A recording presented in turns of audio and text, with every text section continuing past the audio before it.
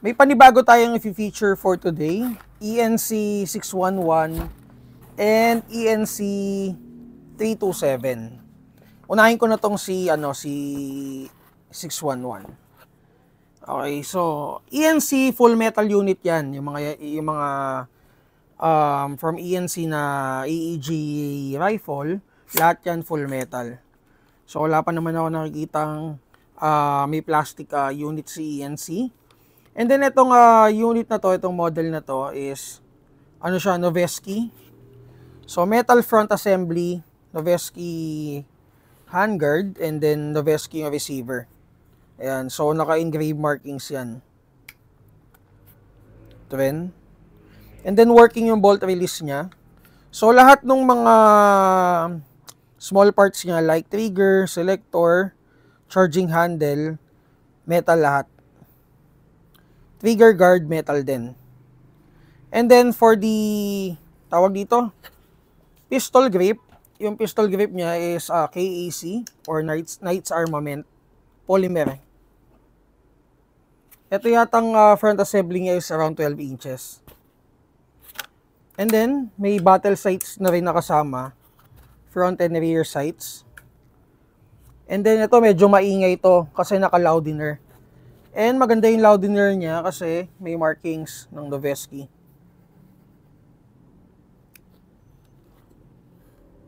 Outer barrel niya pala, metal din. Meron na rin siyang tawag dito, parang guide rod.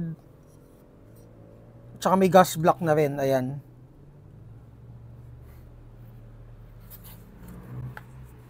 So trigger metal, and then guys, meron na rin siyang swivel for sling attachment. Charging handle is metal. Naka-rotary type chamber. And for the internal parts ito is reinforced na. So, nakita nyo naman yung mga 600 FPS namin, di ba? Majority of the parts, hindi napapalitan. Gears, piston. So, ganun siya katibay. Doon nyo na lang malalaman na ganun katibay yung ENC. Same goes with the Delta unit natin na budget meal. Ganun din siya. Halos ganun din yung parts niya. Same with ENC. So itong mga ENC units natin talagang tested na durable and reliable. So out of the box wala kang magiging problema dito. And then isang maganda din dito is kasama na yung LiPo battery at saka charger out of the box. Okay, punta tayo doon sa likuran. Doon sa likuran naman ito naka-stock version 1 siya. And then, ang battery compartment niya, mag-relay lang tayo dun sa battery spacing niya or sa buffer tube spacing niya. Okay, so ang kasya dito or recommended dito is sa Tutsi type or small Tutsi type LiPo battery. Ito, ganito. And then, adjustable siya, 5 positions. Ayan, may numbering na.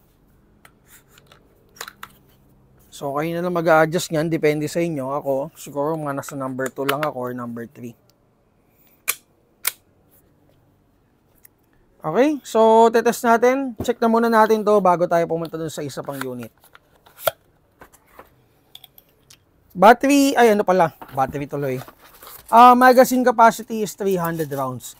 So sa ENC, iba-iba ang kasamang magazine per model. So may mga nakapimag din dyan, may mga iba yung magazine. Siyempre, depende sa model ng unit. Okay, test natin to. So, di kamot to, ito, kakamutin mo para magkakit yung bala.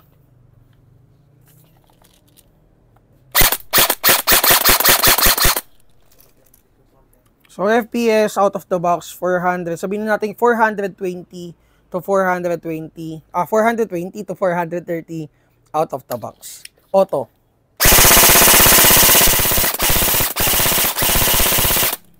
So, for the trigger response, yon sabihin ko yung na-feel ko, okay naman yung trigger response niya. Hindi naman siya sobrang lalim, hindi rin sobrang babaw.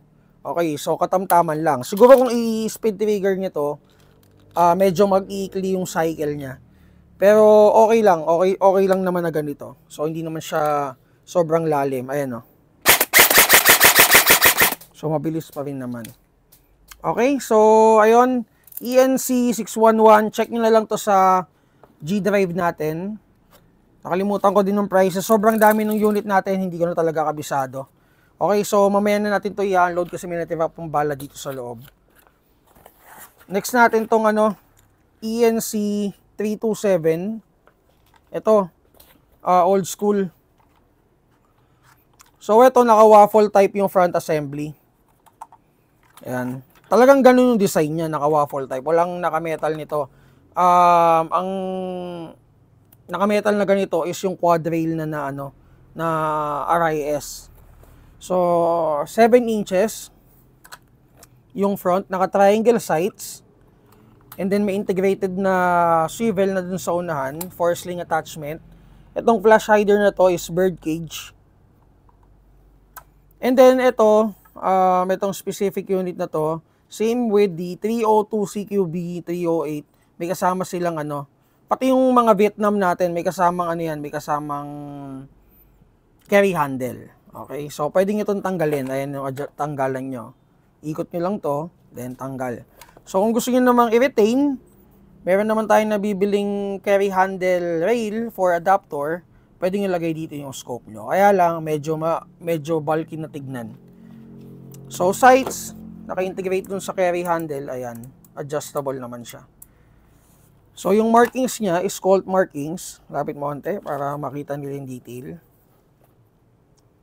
Ayan, teka, balik na rin natin. Baka mahilo kayo eh. Okay, so ayan. Kaya ito guys, talagang nire-recommend namin si ENC kasi talagang yung mga, syempre most of you gusto realistic. Yan, number 1, realistic. Yung mukha talagang barrel. And then at the same time, yung reliability out of the box. Sobrang reliable talaga nito. Talagang sa tagal-tagal na namin, talagang ito, minsan magugulat pa kami pagka kunyari, may problema yung ENC. Nakakagulat yun kasi napakabibihira nagkakaproblema dito sa ENC.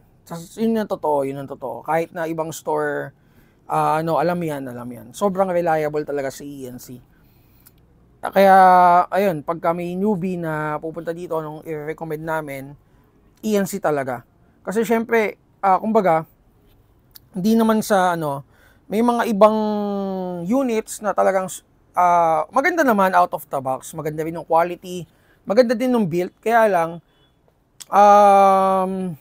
what do you call this, kumbaga hindi perfect talaga eh. So almost perfect talaga si ENC.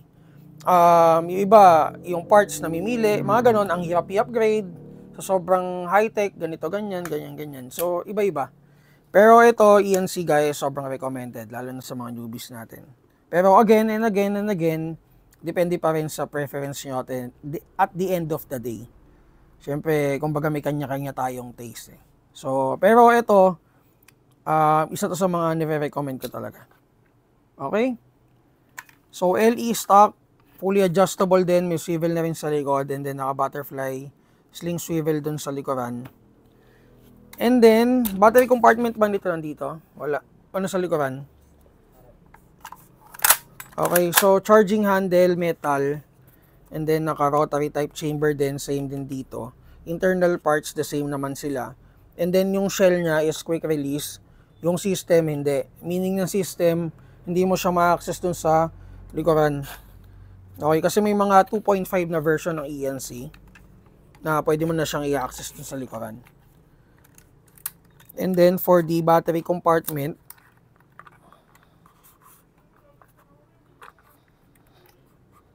dito ba talaga?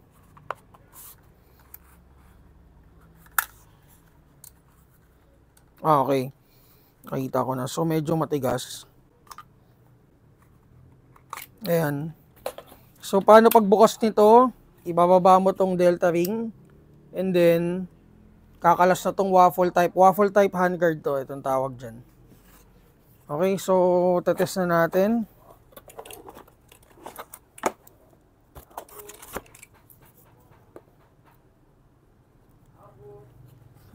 Game.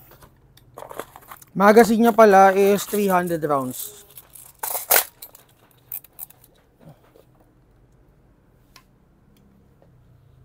Okay na?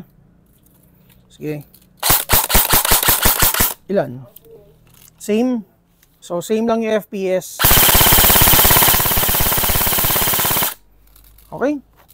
So, yun. The same lang naman sila ng feels ng trigger. Okay. So, ENC 327.